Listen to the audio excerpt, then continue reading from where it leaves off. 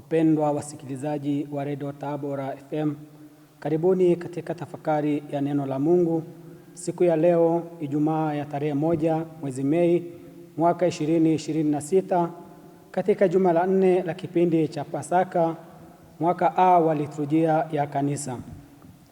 Leo mama kanisa anaadhimisha sikukuu ya Mtakatifu Yosefu mfanyakazi na sikukuu ya wafanyakazi wote ulimwenguni. Masomo yetu ya leo ni kama ifuatavyo. Somo la kwanza linatoka katika kitabu cha Mwanzo, sura ya kwanza, aya 26 hadi sura ya pili, aya ya 3. Na somo la pili linatoka waraka wa Mtume Paulo kwa Wakolosai, sura ya 3, aya ya 14 hadi 15, aya ya 17, ya 23 hadi 24. Na somo la Injili takatifu ilivyoandikwa na Mathayo, sura ya 13, aya ya 54 na hadi 58. Karibuni sasa tusikilize somo la Injili. Yesu alipofika nchi yake, akawafundisha makutano katika sinagogi lao.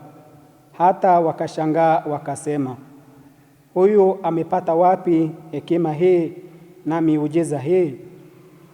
Huyu si mwana wa seremala? Mamaye si yeye aitwaye Mariamu? Na nduguye si Yakobo na Yusufu na Simoni na Yuda? Na maumbu yake wote hawapo hapa petu? Basi huyu amepata wapi haya yote? Wakachukizwa naye. Yesu akawaambia, nabii hakosi kupata heshima isipokuwa katika nchi yake na nyumbani mwake mwenyewe. Wala hakufanya miujiza mingi huko kwa sababu ya kutokuamini kwao. Neno la Bwana. Sifa kwako, e Kristo.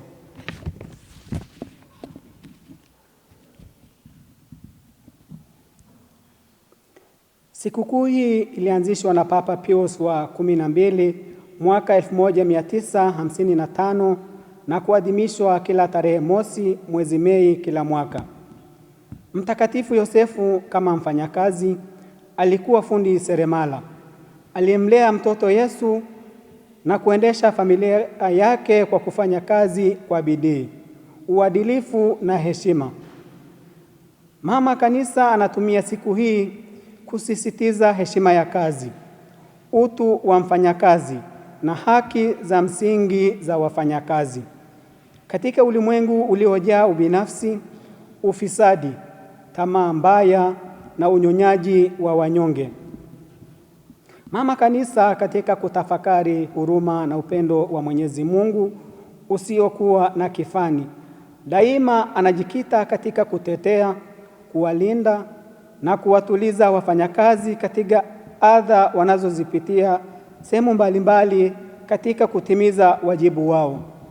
Papa Pio wa 12 kunako Mei mosi mwaka 1955 akamteua Mtakatifu Yosefu kuwa tegemeo, mfano na mwombezi wa wafanyakazi wote duniani, atakayewasaidia kusimamia kidete, kulinda na kutetea haki zao, ili kujenga na kudumisha utu, heshima, haki msingi, mshikamano na udugu wa kibinadamu. Mei Mosi kila mwaka, jumuiya ya kimataifa inaadhimisha sikukuu ya wafanyakazi ulimwenguni kote. Lengo ni kuhamasisha utoaji wa haki msingi kwa wafanyakazi, kuboresha masharti ya kazi ili kuongeza tija na ufanisi zaidi, sanjari na kujikita katika ustawi, maendeleo na mafao yao. Hayati Baba Mtakatifu Francisco katika mwaka wa Mtakatifu Yosefu anakazia kuhusu haki msingi za wafanyakazi, vinginevyo watageuka kuwa watumwa wa kazi.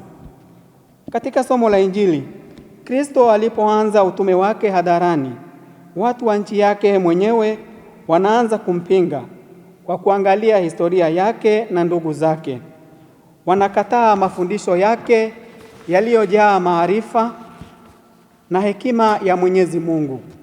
Na wanasema, huyu si mwana wa seremala? Amepata wapi haya yote?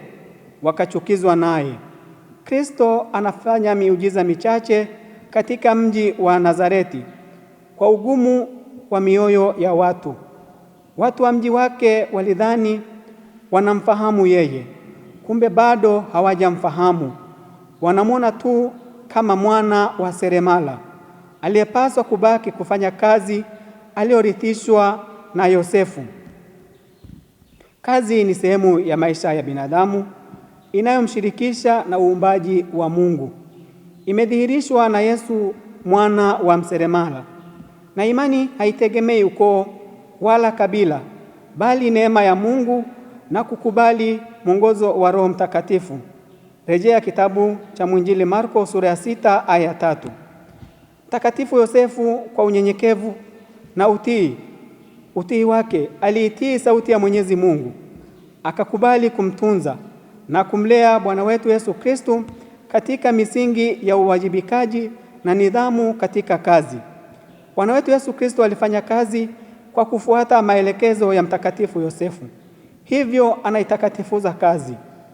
Mtakatifu Yosefu kwa utayari wake anashiriki katika kazi ya ukombozi wa wanadamu kwa kutii mpango wa Mwenyezi Mungu.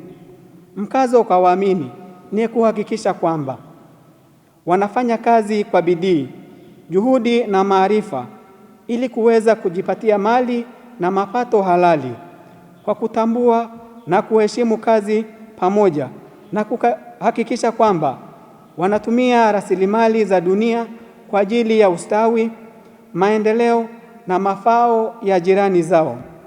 Basi kwa maombezi ya Mtakatifu Yosefu mfanyakazi, tumwombe Mungu atujalie baraka na neema zake ili daima tudumu katika kuwajibika na kufanya kazi zilizo halali kwa ustawi wa watu wote kimwili na kiroho. Tafakari hii imetolewa na mimi Frateri Agustino Boaibaso wa mwaka wa 2 wa teolojia kutoka Jimbo Katoliki la Mbulu. Tumsifu Yesu Kristo.